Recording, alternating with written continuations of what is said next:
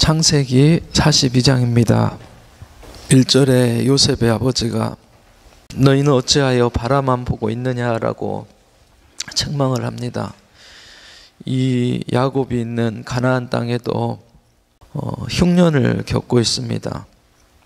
굶어 죽을 지경이 되어서 애굽의 식량이 있는 걸 알지만 대책 없이 넋놓고 바라보고만 있습니다. 6절에 보니까 형들이 애굽에 내려갔습니다. 요셉을 알아보지 못하고 그 앞에 엎드려서 절을 합니다. 요셉은 형들을 알아보죠. 8절에 보니까 형들은 요셉을 알아보지 못했다라고 말씀합니다. 형들을 내려다보면서 요셉은 어떤 마음이 들었을까요? 상처만 없었다면, 지금 시간이 한 20년 정도 지났으니까 아마 형님들하고 반갑게 달려들어서 맞이했을 것입니다. 아마 요셉의 마음에는 청소년 때 형들에게 받은 상처들, 미움들, 또 당한 배신감, 그런 것들이 아마 북받쳐 올라왔을 것입니다. 과연 용서가 됐을까? 형들도 이렇게 요셉을 만나리라고는 꿈에도 생각하지 못했을 것입니다. 9절에 요셉은 그 형들을 모른 채 하고 시험해 봅니다. 얼마나 가족들을 사랑하는지, 또 가족의 사정도 살펴봅니다. 정탐꾼으로 몰아갑니다. 스파이가 아니냐고 그렇게 의심하는 것입니다. 11절에 보니까 형들이 말하죠. 우리는 정탐꾼이 아니다, 확실한 자들이다 라고 말합니다. 우리는 다 진실하고 성실한 평범한 사람들이라고 말하는 것입니다. 13절에 보니까 우리는 12형제인데 막내는 아버지하고 함께 있고 또 하나는 없어졌다라고 그렇게 말합니다. 요셉은 형들을 잘 알지요. 과거에 형들이 어떻게 대했는지, 이복 형제라고 시기하고 미워하면서 자기를 죽이려 한 그런 사람들이었고, 또 종으로 애굽의 사람에게 팔아 넘긴 그러한 형들이었습니다. 아버지한테는 짐승에게 찢겨 죽였다고 거짓말을 했던 사람들이었습니다. 근데 그 형들이 지금 자기들을 소개하는데 독실한 사람이다, 진실한 사람이다, 확실한 사람이었다라고 그렇게 말하고 있는 것입니다.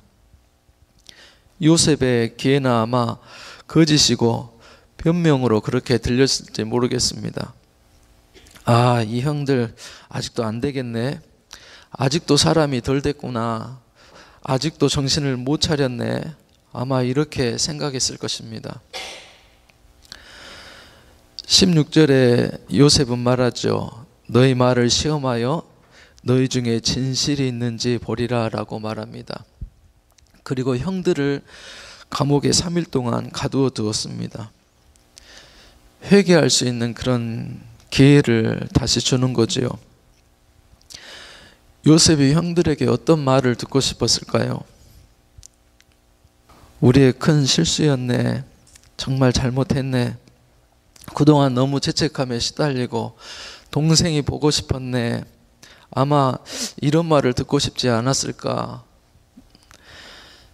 이렇게 잘못을 뉘우치고 용서를 구하는 그런 진실한 회개의 말을 듣기를 원했을 거라는 생각이 들었습니다. 그런데 21절에 보니까 형들이 서로 대화하는 그런 이야기를 요셉이 듣게 됩니다.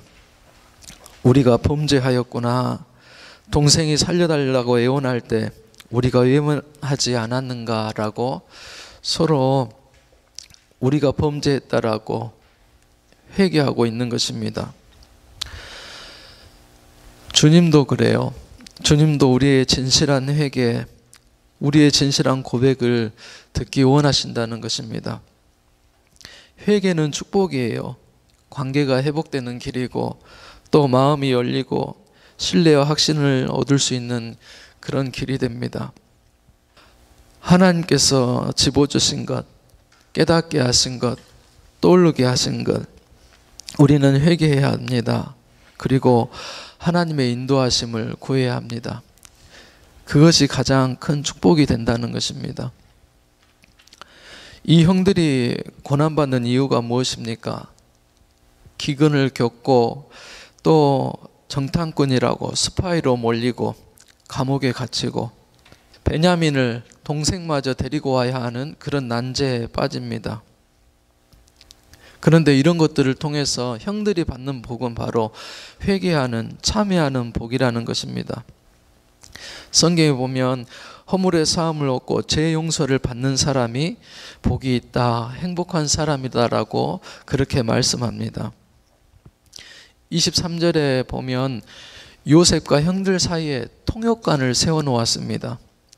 그래서 형들은 요셉이 동생인지도 모르고 지금 형들이 한 말이 요셉 귀에 들리는 것도 알지 못합니다. 형들이 반성하는 말을 요셉이 듣고 마음이 누그러집니다. 그리고 마음 문이 열립니다. 다시 와서 요셉이 고백하죠. 18절에 보니까 나는 하나님을 경외하노니 너희는 이같이 하여 생명을 보존하라라고 그렇게 말씀합니다. 이 말은 무엇입니까? 나는 애굽의 신을 섬기는 것이 아니라 하나님을 섬기는 사람이다. 하나님께 모든 것을 맡기고 기도하라라고, 안심하라라고 믿음의 말을 해주는 것입니다. 시므온을 잡아두고서 이제 베냐민을 데려오라고 형들을 보냅니다. 그리고 자루 속에 돈을 몰래 넣어둡니다. 그런데 얼마 안 가서 형들이 그것을 발견하고 깜짝 놀랍니다. 28절에 말하죠. 하나님이 어찌 우리에게 이 일을 행하셨는가? 형들의 입속에서 뭐가 나온 것입니까? 아이고 하나님 살려주세요. 하나님 이게 무슨 일입니까? 라고 하나님 소리가 나옵니다. 하나님이 도와주시지 않으면 이 일 해결하는 것은 불가능하다라고 형들이 말하는 것입니다. 33절에서 38절을 보면 이제 이 형들이 아버지 야곱에게 돌아와서 지금까지 있었던 일을 소상하게 보고를 합니다. 아들들의 이야기를 들어보니까는 자신도 이해할 수 없는 황당한 일들이 일어났고 또 베냐민마저 빼앗길 줄 모른다는 그런 두려움이 아버지 마음에 들었습니다. 우리 하나님의 마음이 이와 같은 마음이 아니었을까요? 하나님 백성을 사랑하게 해서 죄에서 구원하시려고 아들을 내어줄 때 하나님 아버지의 마음이 이렇게 아프지 않았을까, 범민하지 않았을까 생각해 봅니다. 지금 야곱도 하나님의 섭리를 보지 못해요. 하나님의 계획은 생각하지 못합니다. 당장 아들 잃을 것, 또 라헬의 마지막 남은 이 베냐민마저 잃을까 봐 노심초사하고 걱정하는 모습을 보입니다. 그래서 이 모든 사건이 다 자신을 해롭게 하는 그런 일들로 해석하고 봅니다. 근데 이것은 어떤 일입니까? 야곱을 해롭게 하는 사건이 아니라 오히려 야곱에게 영광을 주고 잃었던 아들을 만나게 하는 그런 사건인 것입니다. 하나님의 계획이고 섭리예요. 하나님의 관점에서 하나님의 눈으로 보면 야곱에게는 정말 복된 사건이 되는 것입니다. 오늘 우리에게도 일어나는 많은 일들이 있습니다. 내가 하나님의 자녀가 확실하다면, 구원받은 하나님의 자녀가 확실하다면 모든 사건을 하나님의 복된 그런 관점에서 보는 그런 은혜가 우리에게 있기를 바랍니다. 하나님은 이 모든 것을 계획하셨어요. 기근에서 건지시고 요셉과 재회하게 하시려고 야곱의 가정을 회복시키시려고, 또 그들이 하나님의 백성 민족을 이루게 하시려고 다 계획하시고 섭리해 놓으신 그런 섭리 가운데 있었던 것입니다. 그 안에서 형제들과 요셉이 해야 될 것이 무엇입니까? 바로 관계를 회복하는 것, 회개하는 것, 하나님을 기쁘시게 하고 하나님의 섭리를 바라보고 믿는 것인 줄로 믿습니다. 오늘 하루도 우리가 기도하면서 내가 겪는 기도의 제목들, 어려운 사건들 속에서 걱정하고 염려하고 두려워하고 불안해하는 것이 아니라 다 하나님의 섭리 가운데 있고 계획 가운데 있구나라는 이런 고백이 우리 안에 있을 수 있기를 바랍니다.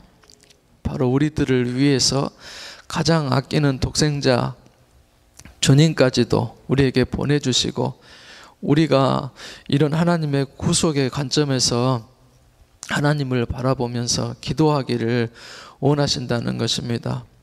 가정을 위해서, 자녀들을 위해서, 또 사업장과 일터를 위해서, 또 사명과 사역을 위해서, 앞날을 위해서 우리가 기도하는데, 이 모든 것들 속에 우리를 사랑하시는 하나님의 그런 시선으로, 관점으로 보시고, 오늘 또 하나님께서 협력하여서 우리를 선으로 인도하시는 그 하나님의 계획과 섭리를 바라보는 오늘 하루가 될 수 있기를 주님의 이름으로 축복합니다. 기도하시겠습니다.